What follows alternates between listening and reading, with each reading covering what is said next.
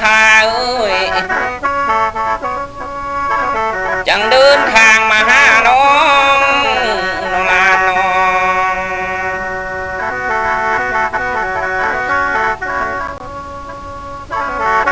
สายได้มาเห็นหน้า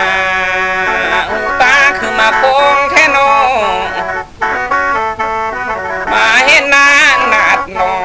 งรถลืมบ้านบ่ยากเมื่อเดลาเอ้ย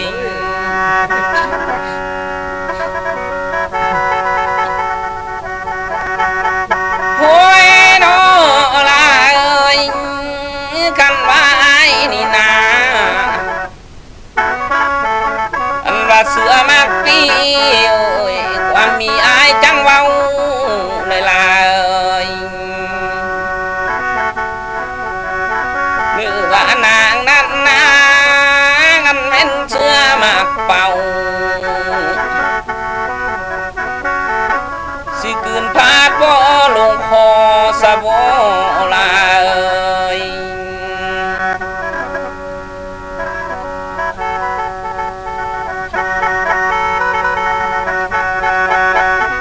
โอ้ยน้อ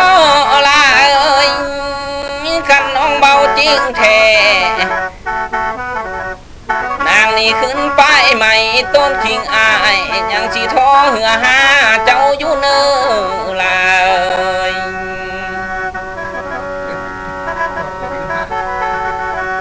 อันนางว่าจริงแท้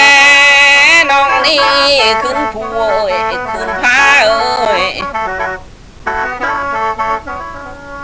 เปล่าใส่ลำยังสินำไปฮอดเนลานเอ้ย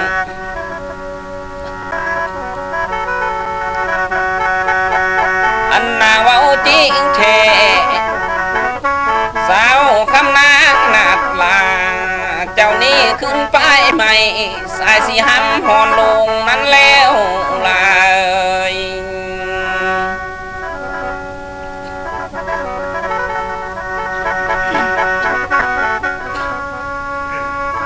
โอ้ยน้อลาเอ้ยอายมาเขียดลายเดเขียดไอ้นำจังบ่ทางปั้นแดนเฮาโน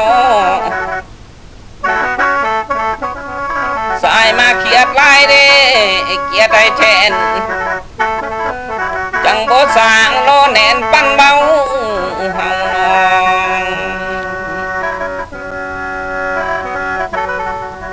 เขียดให้เจ้า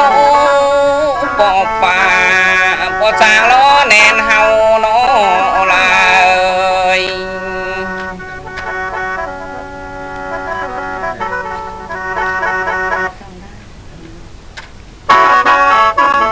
โอ้ยน้อลาเอ้ย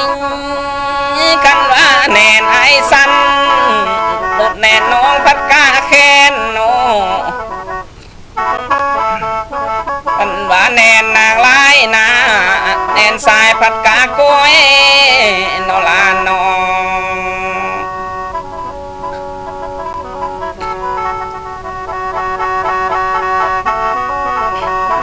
ไก่มือเล็กมือน้อยนับแต่อายเล่น้องจังไรห่างใกล้กันนอลาเอ้ย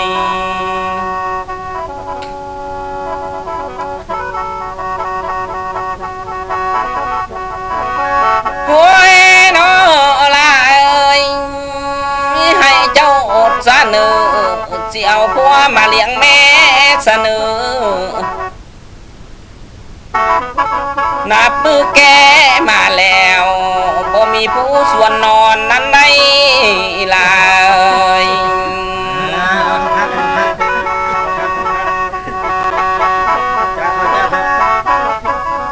ท่านแม่นอายได้น้อง